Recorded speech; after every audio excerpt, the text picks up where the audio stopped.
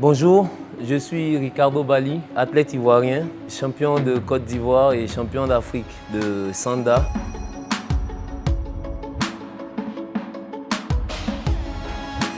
La première fois où j'ai été initié au Sanda, c'était en 2013 au complexe sportif de Koumassi. Mais je n'ai pas tout de suite accroché avec cette discipline martiale. Et en 2015, dans le domaine du coaching, j'ai découvert à nouveau cette discipline et je m'y suis attaché.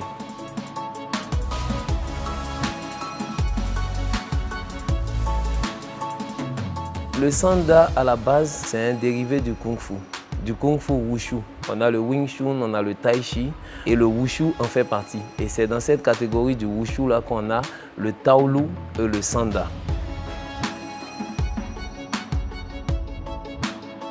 En 2015, je participe pour ma première fois à un championnat national. Je finis deuxième parce que j'étais forfait, blessé à l'œil. Donc je n'ai pas pu faire ma finale. Je termine la compétition avec la médaille d'argent. Ensuite, en 2017, je reviens sur l'échiquier national. Et là, je pars pour la première fois avec la médaille d'or. Ça n'a pas été facile pour moi de partir de rien du tout pour aller jusqu'au Bénin. Parce que là, on commence le championnat national, on était 3 dans ma catégorie. J'ai fini premier de cette catégorie. Et ensuite, il y a eu les présélections. Après ces présélections-là, on a vu qui était le meilleur. Et bon, sans vouloir me lancer des fleurs, j'ai été celui qui a été choisi pour aller en Coupe d'Afrique au Bénin.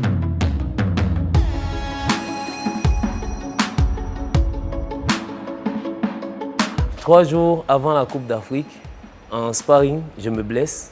J'ai subi une opération et 4 jours après, j'étais sur le tatami pour le titre africain. Et donc là, j'arrive sur un plateau que je ne maîtrise presque pas. Je fais face à un adversaire, un Nigérien qui a plus de 30 kilos que moi, puisque j'étais à 96 kilos et lui à 126. Et donc le premier coup qu'il me met, c'est direct sur le nez qui venait de se faire opérer. Et là, je me suis dit, bon, il faut qu'on monte un peu plus en intensité. Et au premier round, l'adversaire a jeté l'éponge. Contrairement à plein d'autres athlètes, je ne suis pas venu au Sanda pour fuir l'oisiveté ou bien certains maux de la société, ou bien encore moins la pauvreté. Je suis issu d'une famille modeste. Par contre, depuis tout petit, j'ai l'amour du sport. La preuve en est que j'ai excellé dans plein de domaines sportifs. Mais par contre, c'est avec le Sanda que j'ai pu avoir la notoriété que j'ai aujourd'hui.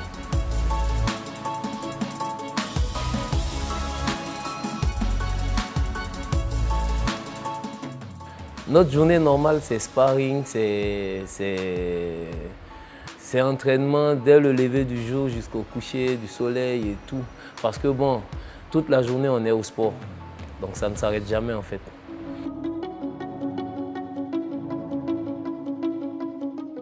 Les qualités requises pour être un bon combattant au Sanda, c'est l'humilité, la discipline, mais surtout la motivation.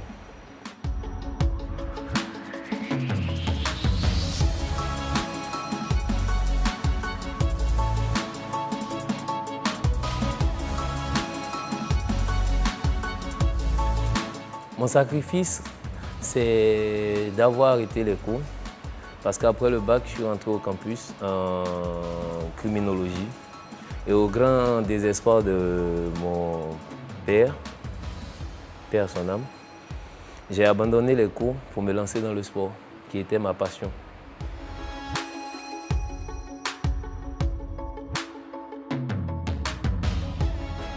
Le Da, c'est tout ce qui nous rapporte au point, au coup de poing, au coup avec les revers de la main. J'utilise très souvent le Da en combat pour d'abord prendre mes marques, pour tester mon adversaire, voir déjà ses réflexes. Et ensuite, je vais attaquer avec le tui. Le tui qui nous rapporte au coup de pied. Tout ce qui est coup de pied retourné, tout ce qui est coup de pied circulaire, coup de pied direct et tout. Après, on a le shuai. Le choix, c'est des techniques de balayage, de projection au sol, d'emmener au sol. Et ensuite, on a le na. Le na qui est un peu proscrit dans le sanda. Le na, c'est plus des saisies, des soumissions. Mais ça n'existe plus dans cette nouvelle discipline du sanda parce que le sanda a été modernisé.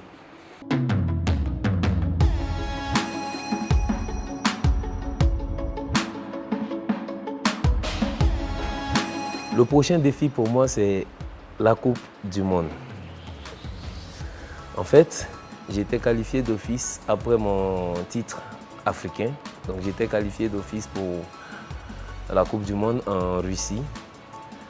Chose à laquelle je n'ai pas pu participer faute de moyens. Donc cette année, nous avons déjà commencé les préparations physiques à notre niveau avec les différents maîtres de sanda et aussi de boxe anglaise et de lutte.